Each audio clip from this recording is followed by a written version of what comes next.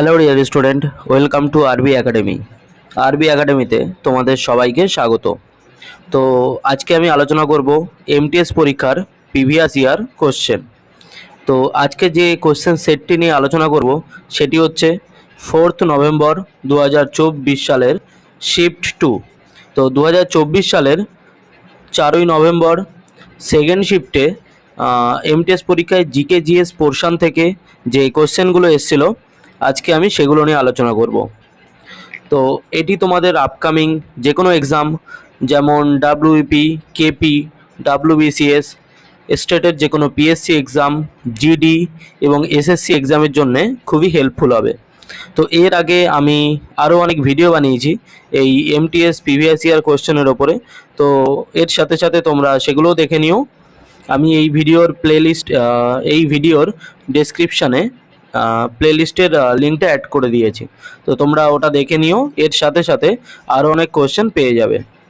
আর ভিডিওটি ভালো লাগলে চ্যানেলটিকে অবশ্যই সাবস্ক্রাইব করবে। তো চলো তাহলে শুরু করা যাক। প্রথম প্রশ্ন, একটি দেশে কয়টি কেন্দ্রীয় ব্যাংক থাকতে পারে? তো একটি দেশে একটি কেন্দ্রীয় ব্যাংক থাকতে পারে। কেন্দ্রীয় ব্যাংক যেটি সরকারের হয়ে কাজ করে, তো একটি দেশে একটি কেন্দ্রীয় ব্যাংক থাকতে পারে। তো আমাদের ভারতবর্ষে যেরকম আছে আরবিআই, এটি হচ্ছে আমাদের কেন্দ্রীয় ব্যাংক। তো সেরকম প্রত্যেকটি দেশে একটি করে কেন্দ্রীয় ব্যাংক থাকতে পারে। পরের প্রশ্ন, উত্তরাখণ্ড পাবলিক সার্ভিসেস বিল 2022। তো উত্তরাখণ্ডে পাবলিক সার্ভিসেস বিল, যেটা একটি মহিলাদের জন্য অনুভূমিক সংরক্ষণ বিল, যেটিতে মহিলাদের জন্য কত শতাংশ আসন সংরক্ষণের বিধান রয়েছে। তো এই যে বিলটি, এতে মহিলাদের জন্য কত পার্সেন্ট আসন সংরক্ষণের কথা বলা হয়েছে? তো সঠিক উত্তর হবে অপশান নাম্বার 1, 30% বা 30% আসন সংরক্ষণের কথা বলা হয়েছে। আর উত্তরাখণ্ড এটি গঠিত হয় 9 নভেম্বর 2000 সালে, আর এটি গঠিত হয় উত্তরপ্রদেশ থেকে। উত্তরপ্রদেশ থেকে আলাদা হয়ে এই উত্তরাখণ্ড রাজ্যটি গঠিত হয়। আর উত্তরাখণ্ডের বর্তমান সিএম আছেন পুষ্কর সিং ধামি, গভর্নর আছেন গুরমিত সিং, আর ক্যাপিটাল হচ্ছে দেহরাদুন। পরের প্রশ্ন, কোন ভাইরাস সাধারণ সর্দি কাশি সৃষ্টির জন্য দায়ী? তো কোন ভাইরাস যেটা সাধারণ সর্দি কাশি জন্য দায়ী? তো সঠিক উত্তর হবে অপশান নাম্বার 1, এই রাইনো ভাইরাস এটি হলো সাধারণ সর্দি কাশির জন্য দায়ী।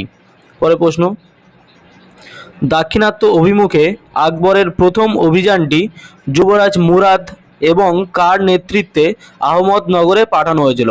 তো যুবরাজ মুরাদ, এনার সঙ্গে আর কে ছিলেন যিনি এই দাক্ষিণাত্য অভিমুখে আহমদনগরে যান? তো সঠিক উত্তর হবে অপশান নাম্বার 4, আব্দুল রহিম খান ই খানা। ইনি এই দাক্ষিণাত্য অভিযানে আহমদনগরে গিয়েছিলেন। পরের প্রশ্ন, ঋগ্বেদের কোন দেবতাকে ঈশ্বর এবং মানুষের মধ্যে মধ্যস্থতাকারী হিসেবে বিবেচনা করা হয়? তো ঈশ্বর এবং মানুষের মধ্যে মধ্যস্থতাকারী হিসেবে বিবেচনা করা হয়েছিল এই অগ্নিদেবকে। তো সঠিক উত্তর হবে অপশান নাম্বার 2, অগ্নি। তো এই অগ্নিদেব, যাকে ঈশ্বর এবং মানুষের মধ্যে মধ্যস্থতাকারী হিসেবে বিবেচনা করা হয়েছিল। পরের প্রশ্ন, টেকটনিক প্লেটের সীমানার চলাচলের হার কত? তো আমাদের এই ভূত্বকের নিচে যে টেকটনিক প্লেট আছে, সেটি যেভাবে চলাচল করে সেটি হচ্ছে এই প্রতি বছর 1 থেকে 2 ইঞ্চি চলাচল করে। তো এটি হচ্ছে টেকটনিক প্লেটের সীমানার চলাচলের হার। সেখানে সঠিক উত্তর হবে অপশান নাম্বার 2। পরের প্রশ্ন,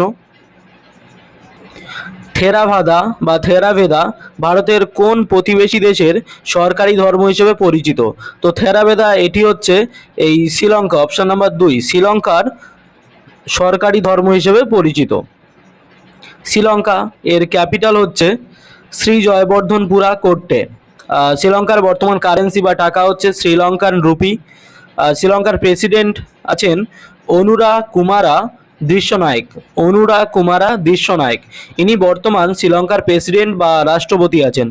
আর শ্রীলঙ্কার পিএম বা প্রাইম মিনিস্টার আছেন বা প্রধানমন্ত্রী আছেন হরিণী আমারাসুরিয়া, যিনি 2024 সাল থেকে শ্রীলঙ্কার প্রাইম মিনিস্টার বা প্রধানমন্ত্রীর পদে অধিষ্ঠিত আছেন। পরের প্রশ্ন, পর্যায় সারণীতে কোন মৌলের তড়িৎ ঋণাত্মকতা সর্বাধিক? তো পর্যায় সারণীতে যে মৌলটির তড়িৎ ঋণাত্মকতা সর্বাধিক সেটি হলো অপশন নাম্বার 2 ফ্লুওরিন। এই মৌলটির তড়িৎ ঋণাত্মকতা সর্বাধিক। আর এই পর্যায় সারণী বা আধুনিক পর্যায় সারণী এটি তৈরি করেন হেনরি মোসলে 1913 সালে। এই হেনরি মোসলে ইনি আধুনিক পর্যায় সারণী এটি তৈরি করেন। আর এই পর্যায় সারণী থেকে আরও কিছু ইম্পর্টেন্ট প্রশ্ন দেখে নেওয়া যাক যে আমাদের সবচেয়ে হালকা মৌল কোনটি? তো সবচেয়ে হালকা মৌল হচ্ছে হাইড্রোজেন। সবচেয়ে হালকা ধাতু হচ্ছে লিথিয়াম। যদি বলা হয় তরল ধাতু মৌল বা এমন একটি মৌল যেটি তরল তো সেটি হলো মার্কারি বা পারদ। পরে যে ধাতু তাপ ও তড়িতের উত্তম পরিবাহী সেটি হচ্ছে সিলভার। মানে তাপ আর তড়িৎ যে ধাতুর মধ্যে দিয়ে সবচেয়ে বেশি পরিবাহিত হয় সেটি হচ্ছে সিলভার। আর এর পরে হচ্ছে কপার, মানে সিলভার তার পরের স্থানেই আছে কপার। দেন সব থেকে নরম বা নমনীয় ধাতু এটি হচ্ছে এই গোল্ড বা সোনা। আর মানুষের শরীরে সব থেকে বেশি পরিমাণে পাওয়া যায় যে মৌলটি তো সেটি হলো এই অক্সিজেন। অক্সিজেন মৌলটি মানুষের শরীরে সব থেকে বেশি পরিমাণে পাওয়া যায়। আরও একটা প্রশ্ন যে কেরোসিনে সঞ্চিত রাখা হয় কোন মৌলকে? তো কেরোসিনে সঞ্চিত রাখা হয় যে মৌলটি সেটি হচ্ছে এই সোডিয়াম। সোডিয়ামকে নর্মালি রাখা যায় না, একে রাখতে গেলে এই সোডিয়ামের ভেতরে রাখতে হয়। যাই হোক, অনেকগুলো কোশ্চেনই দেখা গেল। দেন পরের প্রশ্ন, পদ্মা সুব্রমণিয়াম, অ্যালারমেল ওয়াল্লি, যামিনী কৃষ্ণমূর্তি, অনিতা রত্নম, এই যে ফেমাস ব্যক্তিগণ এগুলি কিসের বিশিষ্ট অনুশীলনকারী বা কোন নৃত্যের সঙ্গে জড়িত? তো এনারা আমাদের ভারতনাট্যম নৃত্যের সঙ্গে জড়িত। তো ভারতনাট্যম এটি কোথাকার একটি ধ্রুপদী নৃত্য? তো ভারতনাট্যম এটি হচ্ছে তামিলনাড়ুর একটি ক্লাসিক্যাল বা ধ্রুপদী নৃত্য। আর কত্থক এটি হচ্ছে উত্তরপ্রদেশ বা উত্তর ভারতের লোকনৃত্য, ধ্রুপদী নৃত্য। ওড়িশি এটি হচ্ছে ওড়িশার একটি লোকনৃত্য। কুচিপুড়ি এটিও একটি লোকনৃত্য। তো এটি হচ্ছে আমাদের এই অন্ধ্রপ্রদেশ রাজ্যের লোকনৃত্য। পরের প্রশ্ন, টেনিসে ডুস এই শব্দটির অর্থ কী? তো ডুস এই শব্দটির অর্থ হলো অপশান নাম্বার 1 40-40 বা দুটো টিমেরই যদি 40-40 করে পয়েন্ট হয়ে যায় বা ম্যাচ টাই হয়ে যায় সেই সমান স্কোর, এটিকে বলা হয় এই ডুস।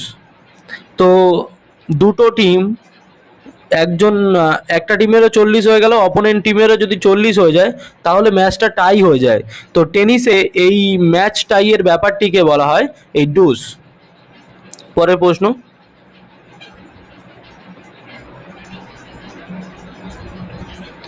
1757 সালের পলাশীর নির্ণায়ক যুদ্ধের পর নিম্নলিখিতদের মধ্যে কাকে ব্রিটিশরা বাংলার নবাব ঘোষণা করেছিলেন? তো অ্যাকচুয়ালি পলাশী যুদ্ধের পরে বাংলার নবাব হয়েছিলেন মীর জাফর আলী খান। তো এখানে সঠিক উত্তর হবে অপশান নাম্বার 3 মীর জাফর আলী খান। ইনি এই পলাশী যুদ্ধের পরে বাংলার নবাব হয়েছিলেন। আর পলাশী যুদ্ধ এটি হয়েছিল 23 জুন 1757, 23 জুন 1757, যেটা হয়েছিল সিরাজউদ্দৌলা আর ইংরেজদের মধ্যে। পরের প্রশ্ন, 1951 সালের আদমশুমারি অনুসারে ভারতে মহিলা সাক্ষরতার হার কত ছিল? তো 1951 সালে যে জনগণনা বা আদমশুমারি হয়েছিল সেখানে মহিলা সাক্ষরতার হার ছিল অপশান নাম্বার 2 8.86%। এটি ছিল 1951 সালের মহিলা সাক্ষরতার হার। আর 1951 সালে পুরুষ সাক্ষরতার হার ছিল 27.16%। এটি হচ্ছে 1951 সালের পুরুষ সাক্ষরতার হার। আর ওভারঅল যদি সাক্ষরতার হার দেখা হয় যে 1951 সালে ওভারঅল সাক্ষরতার হার কত ছিল, তো সেক্ষেত্রে সঠিক উত্তর হবে 18.33% বা 18.33%। এটি হচ্ছে ওভারঅল সাক্ষরতার হার। পরের প্রশ্ন, national institute of Indian classical dance, national institute of Indian classical dance নিম্নলিখিত কোন নৃত্য পুরস্কারের আয়োজন করে? তো নিচে অনেকগুলি নৃত্য পুরস্কার পুরস্কারের নাম দেওয়া আছে, তো যেগুলোর মধ্যে এই অভিনন্দন সরোজা এই পুরস্কারটির আয়োজন করে এই national institute of Indian classical dance. সেক্ষেত্রে সঠিক উত্তর হবে অপশন নাম্বার 4, অভিনন্দন সরোজা। পরের প্রশ্ন, 1930 সালে লবণ সত্যাগ্রহ এটি নিম্নলিখিত কার নেতৃত্বে পরিচালিত হয়েছিল? তো 1930 সালে যে লবণ সত্যাগ্রহ বা ডান্ডি মার্চ হয়েছিল সেটি এই মহাত্মা গান্ধী এনার নেতৃত্বে পরিচালিত হয়েছিল। তো এখানে সঠিক উত্তর হবে অপশন নাম্বার 4, মহাত্মা গান্ধী। আর এই লবণ সত্যাগ্রহ এটি হয়েছিল 12ই মার্চ 1930 সালে, আর এটি 6ই এপ্রিল 1930 পর্যন্ত চলে। তো 12ই মার্চ 1930 থেকে শুরু করে 6ই এপ্রিল 1930 পর্যন্ত এই লবণ সত্যাগ্রহ বা ডান্ডি মার্চ চলে। আর এটি হয়েছিল গুজরাটের গুজরাটের আহমেদাবাদ শহরের এই সবরমতী আশ্রম, এখান থেকে এই ডান্ডি মার্চ শুরু হয়েছিল। পরের প্রশ্ন, কাইগা বা কৈগা পারমাণবিক বিদ্যুৎ প্রকল্প কোন রাজ্যে অবস্থিত? তো কৈগা এটি হচ্ছে এই কর্ণাটক রাজ্যে অবস্থিত। কৈগা ক, এখানে কর্ণাটকের প্রথমেও ক, তো এইভাবেও তোমরা মনে রাখতে পারো। তো এখানে সঠিক উত্তর হবে অপশন নাম্বার 3, কর্ণাটক। এখানে আরও কিছু পারমাণবিক বিদ্যুৎ কেন্দ্রের নাম আমি অ্যাড করেছি, তোমরা দেখে নাও। নারোরা এটিও একটি পারমাণবিক প্রকল্প বা পারমাণবিক বিদ্যুৎ কেন্দ্র। তো নারোরা এটি উত্তরপ্রদেশে অবস্থিত। রায়ত ভাট্টা এটি হচ্ছে রাজস্থানে অবস্থিত। কাকরাপাড় এটি গুজরাটে অবস্থিত। তারাপুর এটি মহারাষ্ট্রে অবস্থিত। আর এটি হচ্ছে প্রথম পারমাণবিক বিদ্যুৎ কেন্দ্র। দেন কৈগা এটা তো বললাম। কালপক্কম এটি তামিলনাড়ুতে অবস্থিত। কুদানকুলাম এটিও এই তামিলনাড়ুতে অবস্থিত। তো কালপক্কম বা কলপক্কম, কুদানকুলাম দুটোই হচ্ছে আমাদের এই তামিলনাড়ুতে অবস্থিত। পরের প্রশ্ন, নিম্নলিখিত বায়োস্ফিয়ার রিজার্ভগুলির মধ্যে কোনটি উত্তরাখণ্ডে অবস্থিত? তো নিচে যে বায়োস্ফিয়ার রিজার্ভগুলির নাম দেওয়া আছে তার মধ্যে কোনটি উত্তরাখণ্ডে অবস্থিত? তো এই নন্দা দেবী এটি হচ্ছে এই উত্তরাখণ্ডে অবস্থিত।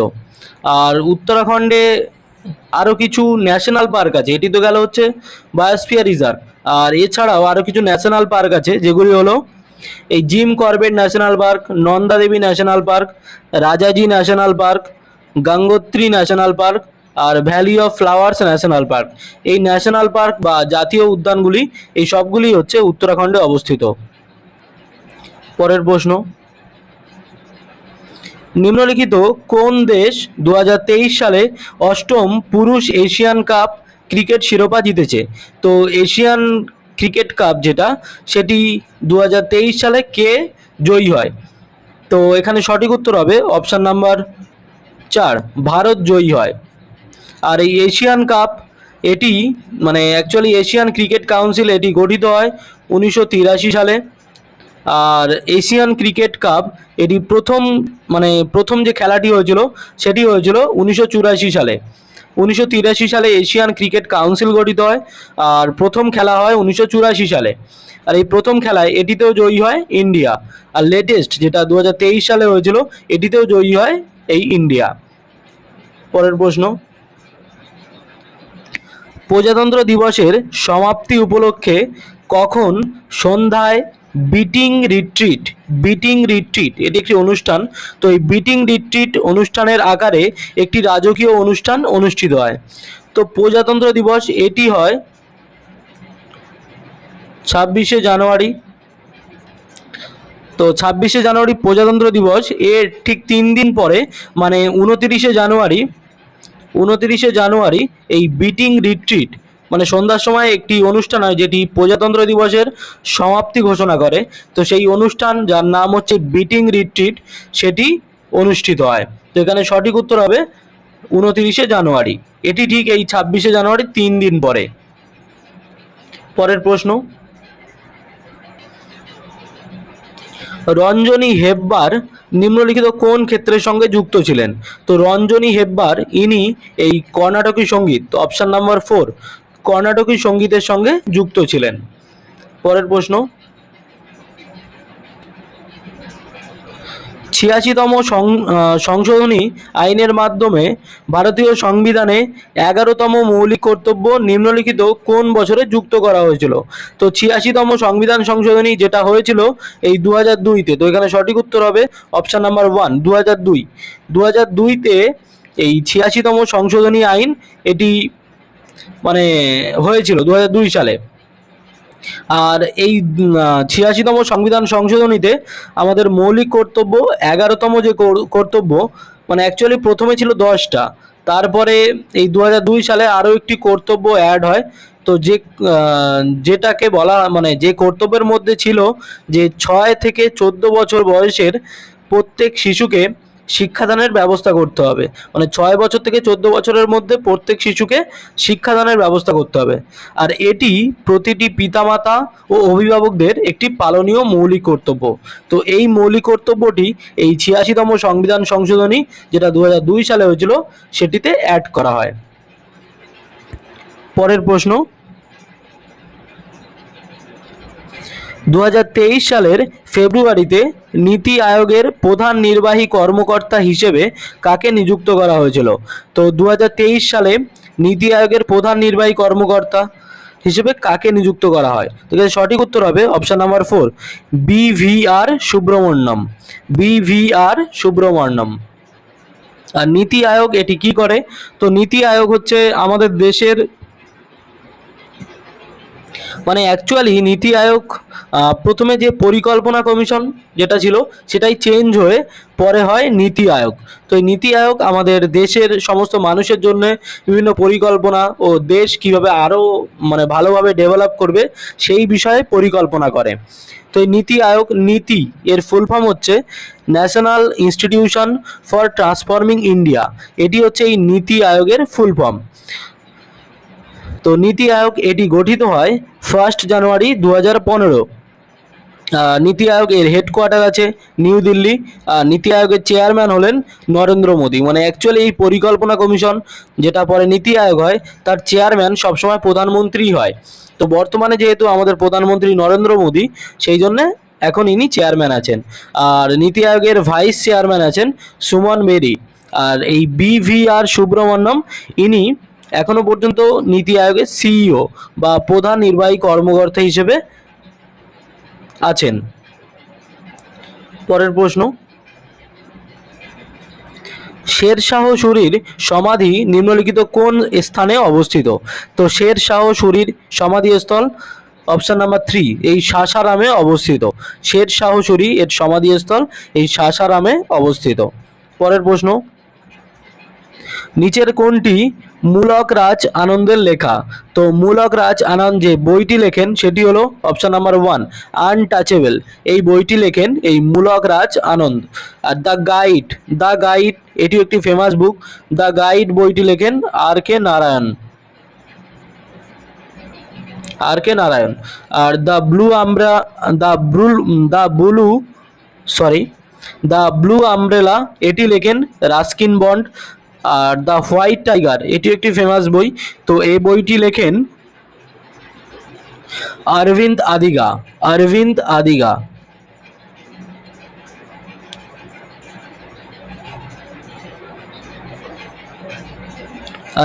আদিগা। পরের প্রশ্ন, ভারতীয় সংবিধানের প্রস্তাবনা অনুসারে স্বাধীনতাতে নিম্নলিখিত কোনটির উল্লেখ নেই? তো ভারতীয় যে প্রস্তাবনা সেই প্রস্তাবনাতে সকল নাগরিকের জন্য চিন্তা, অভিব্যক্তি, বিশ্বাস এবং উপাসনার স্বাধীনতা এটি নিশ্চিত করে। মানে ভারতীয় সংবিধানের যে প্রস্তাবনা সেই প্রস্তাবনাতে যে স্বাধীনতা বিষয়ে যা বিষয়গুলো উল্লিখিত আছে সেগুলো হলো এই চিন্তা, অভিব্যক্তি, বিশ্বাস এবং উপাসনা, এগুলোই উল্লেখ আছে। তো এখানে যেটি উল্লেখ নেই সেটি জানতে চাওয়া হয়েছে। তো এখানে সঠিক উত্তর হবে এই বিশ্বাস এবং আশা, এই বিষয়টি সংবিধানে উল্লেখ নেই, মানে স্বাধীনতাতে উল্লেখ নেই। পরের প্রশ্ন আর আমাদের ক্লাসের লাস্ট প্রশ্ন, হৃদয়ের কক্ষের সংখ্যার ওপর ভিত্তি করে নিম্নলিখিত থেকে বিজোড়টি নির্বাচন করো। তো এখানে কিছু প্রাণীর নাম দেওয়া আছে, তাদের যে হার্ট বা হৃদয়ের প্রকোষ্ঠ বা কক্ষের সংখ্যা তার উপর ভিত্তি করে বিজোড়টিকে নির্বাচন করতে বলা হয়েছে। তো গিরগিটি, এটি হচ্ছে 3টি প্রকোষ্ঠ, মানে হার্টের 3টি প্রকোষ্ঠ আছে। কচ্ছপ, এটিরও 3টি প্রকোষ্ঠ আছে। ব্যাং, এটিরও 3টি প্রকোষ্ঠ আছে। আর এই কুমির বা ক্রোকোডাইল, কুমিরের 4টে প্রকোষ্ঠ আছে, সেই জন্য এখানে আলাদা হচ্ছে এই কুমির। তো সঠিক উত্তর হবে অপশান নাম্বার 4, এটি হচ্ছে এগুলোর থেকে আলাদা, মানে এই 3টের থেকে আলাদা। তো যাই হোক, আজকের ক্লাসটি এই পর্যন্ত। চ্যানেলটি মানে ভিডিওটি ভালো লাগলে চ্যানেলটিকে অবশ্যই সাবস্ক্রাইব করবে, আর দেখা হবে নেক্সট ক্লাসে। চলো।